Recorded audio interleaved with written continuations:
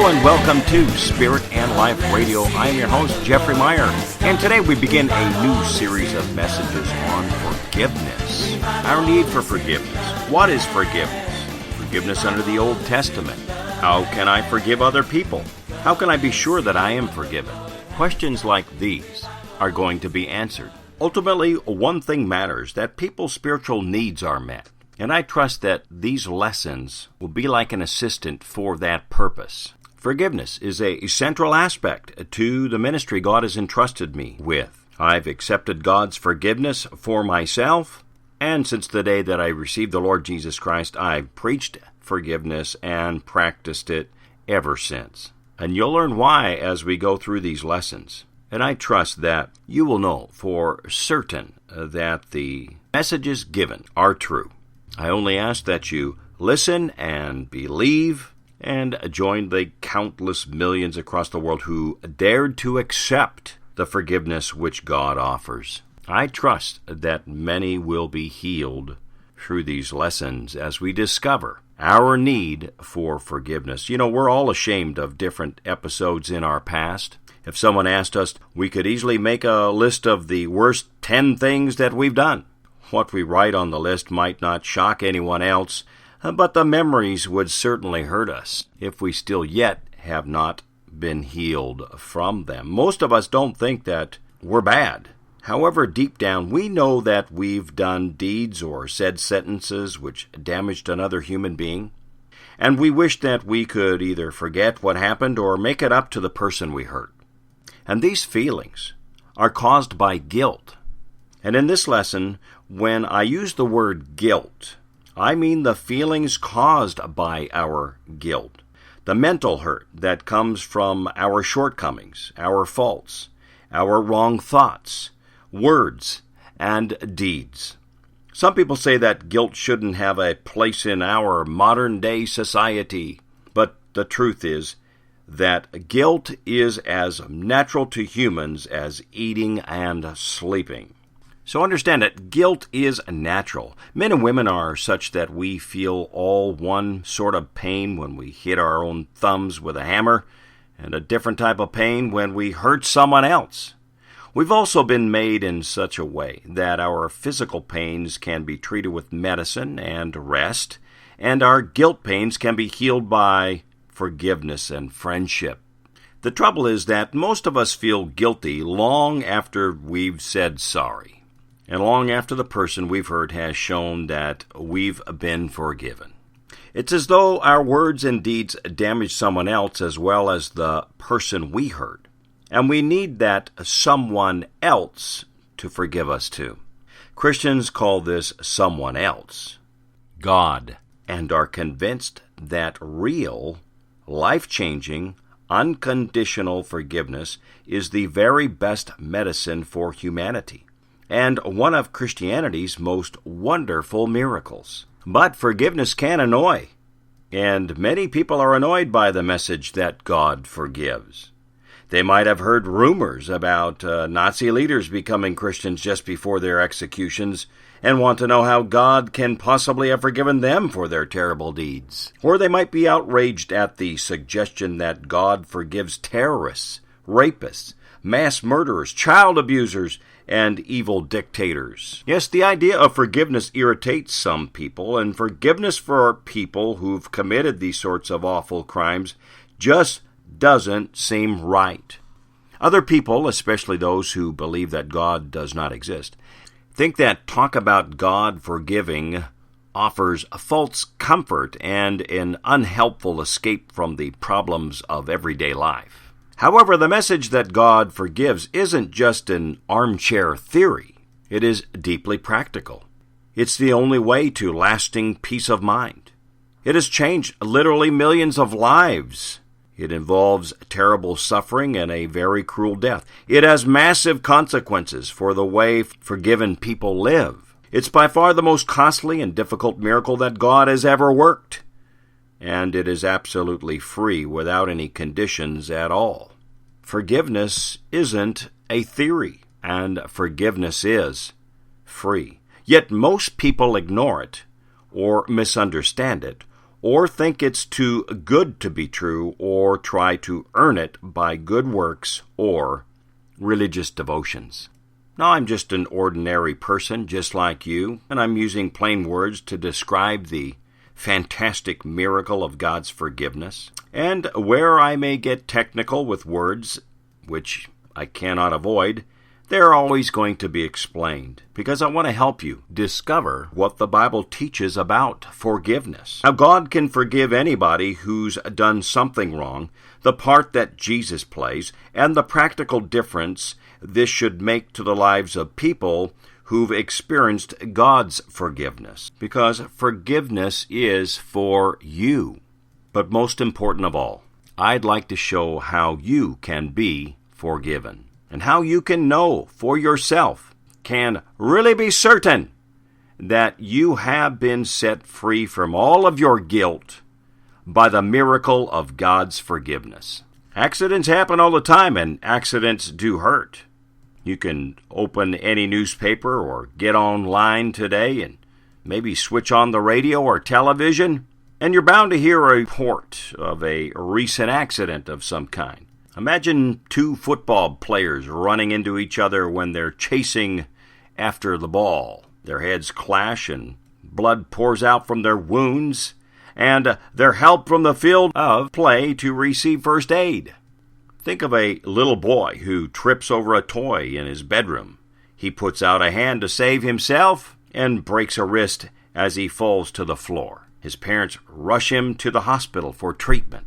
Or suppose that a driver of a small vehicle suffers a sudden heart attack. His vehicle goes out of control and collides with several others in a crowded street. Yes, accidents happen all the time. Accidents like these take place every day.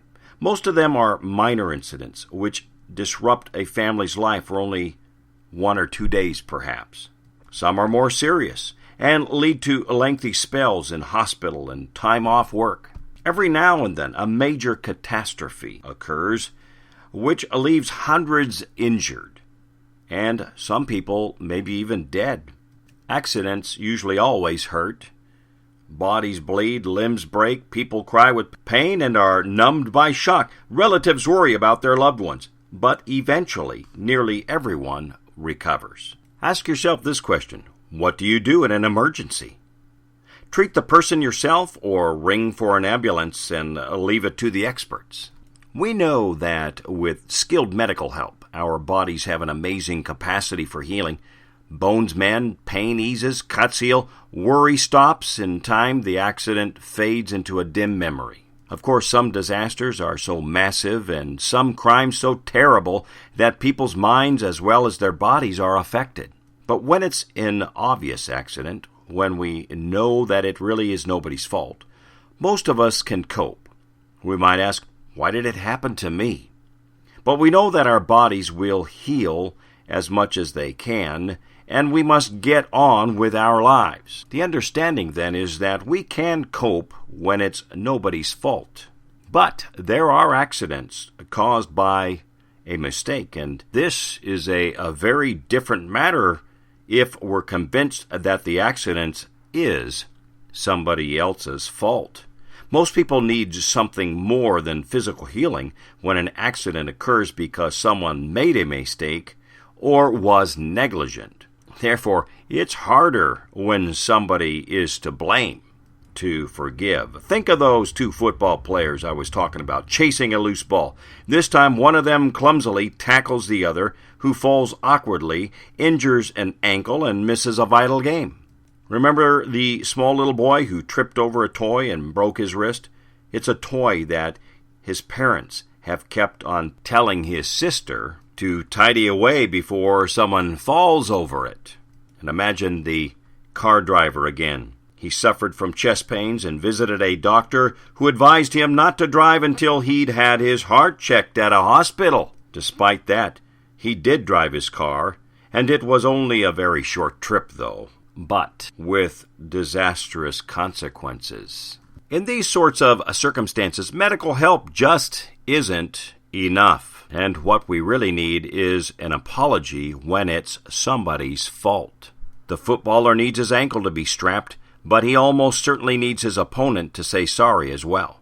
The small boy must go to casualty, but his sister will have to do something to make up for her lazy mistake. Ankles and wrists mend without an apology, but we all have a basic human need for the culprit who caused the accident to make amends. There's something in human nature which means that we need the culprit to admit that it was their fault, and we need to see and hear that they're honestly sorry. The question I leave with you until our next broadcast on our need for forgiveness is, why do we need people to be sincerely sorry?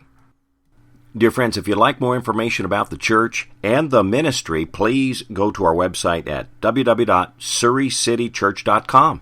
That's surreycitychurch.com. And in doing so, you will also find our donate button at the top of the page. When you click on that, that will take you to our PayPal website. There you can make your tax-deductible donation by using your credit or debit card. Or, if you don't use PayPal, just follow the continue link at the bottom of the page to your left. And remember, we are a listener-supported radio broadcast in need of your support financially in order to stay on the air here on KARI Radio. And when you give, we're going to send you out a CD, The Spirit of Man and the Life of the Spirit. 60-plus minutes of insightful revelation on the human spirit and the life of God's Spirit in man. You are sure to be blessed. We also hope that you're sharing this broadcast with many of your friends. Ask them to tune in every Monday through Friday. Now, if you don't use the PayPal tool, you can always write to us and send in your donation to Spirit and Life Radio, suite number 491, 7360, 137th Street, Surrey, BC, V3W 1A3. That's suite number 491, 7360, 137th Street, Surrey, V3W 1A3. And on the U.S. side, you can send in your donation to P.O. Box 737, Ferndale, Washington, 98248. P.O. Box, that's 737 in Ferndale, Washington, 98248. Canadians, please make your checks out to Surrey Central City Church. And on the U.S. side, write your checks to Spirit Life Worship Center. Please include Spirit and Life Radio in the memo section of your checks so we may receive all of you properly who give, and we want you to know we appreciate your help in keeping us on the air. Now, if you'd like to contact us for that information again, or simply write to us, you may do so by email by writing to spiritandliferadio@gmail.com. That's spiritandliferadio@gmail.com. Or you can call our toll-free number at 877-800-0429. That's 877-800-0429. Finally, if you'd like to visit our Sunday service, it is held at the brand new Chuck Bailey Recreation Center at 10:30 a.m., just south of the Gateway SkyTrain station on University Drive and 107 Avenue, or just north of the BC Lions practice facility on Park City Way and 107 Avenue. All of our information is on our website at surreycitychurch.com. Now remember, friends, it is the Spirit who gives life. The flesh profits nothing. The words that I speak to you are spirit, and they are life. Spirit Life Radio, your spirit-filled connection.